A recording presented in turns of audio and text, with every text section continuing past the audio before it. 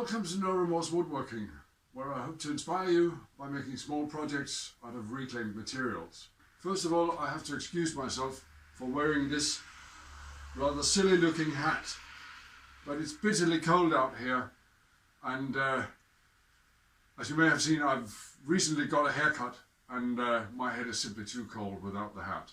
I've got a whole list of projects to do. I'm thinking I will do them as separate videos and I'll release them as and when they're ready. They may not be released in chronological order, but I hope you will take inspiration from them anyway. Next on my list of projects is repairing a cutting board. One of my very good friends asked me if I could try and repair this cutting board that her daughter had made and refinish it. And following that, I'll plug the holes with pieces of dowel. I think that's the only way I can salvage this, because if I start sanding it, I'll end up making it even worse.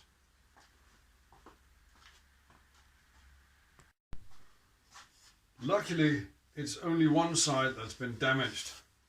I think what I'll try and do is I will use the method I use for planing end-grain cutting boards and attach a couple of rails and then plane off a little bit of the surface.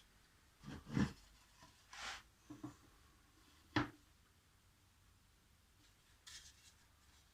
then a couple of thin boards.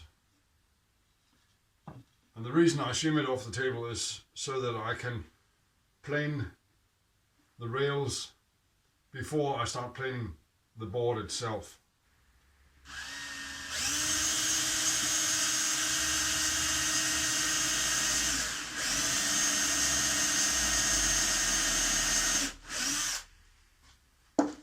Unscrew the rails to the board.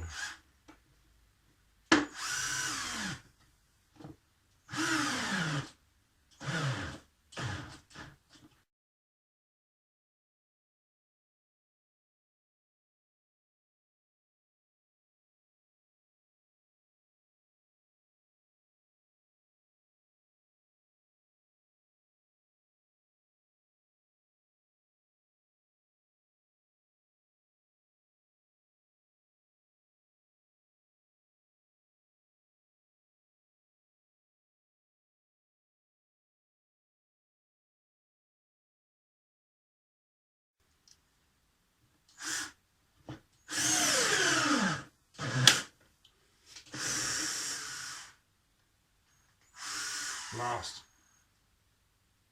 I just broke a screw in the cutting board. That's the risk you run when using stainless steel screws. They are a bit more brittle, but fortunately it broke off so deep inside that I can simply leave it and plug the hole. I've drilled very closely and I think I can cover both holes with one dowel.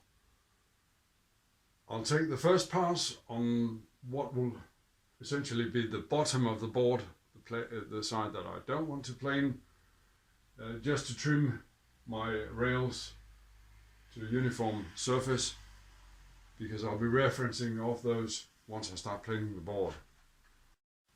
And then it's simply a matter of working my way down the rail until I reach the surface and then plane off about 1 millimeter of the surface. Fortunately, this cutting board is long grain, so it shouldn't be that difficult to plane. I've taken off enough to remove the damage. I don't want to go any deeper because this is a cutting board that this young girl is actually very proud of. I want to leave it as close to what she made as I can, and I think this is where I am now. I just need to repair the damage that I caused in order to repair it. As you can see, my drill press doesn't have the capacity. If I tilt the table to the vertical. Then I can clamp the board in place and drill out the holes. After a bit of trial and error, I now have a setup where I can drill some holes for some dowels.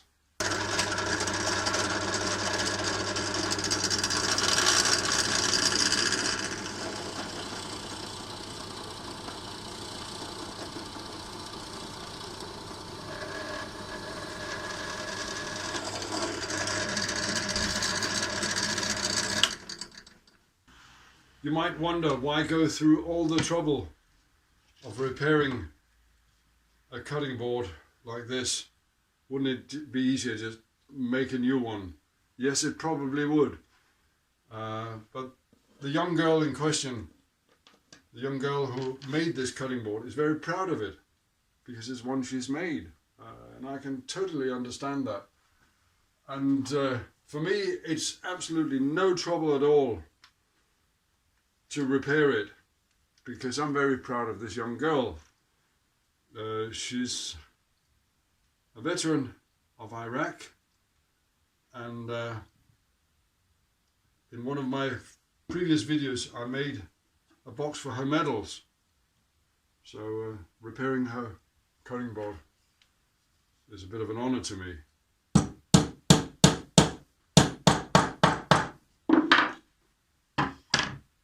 So it really is a veteran's cutting board, made by one, repaired by another. I'll trim off the dowels on the bandsaw and give it a very light sanding. I want to retain as much of her original finish as I can. And that's the repair of Miriam's cutting board. I hope you like it. If you did, leave a thumbs up and subscribe to get notification when I upload new videos. Thank you very much.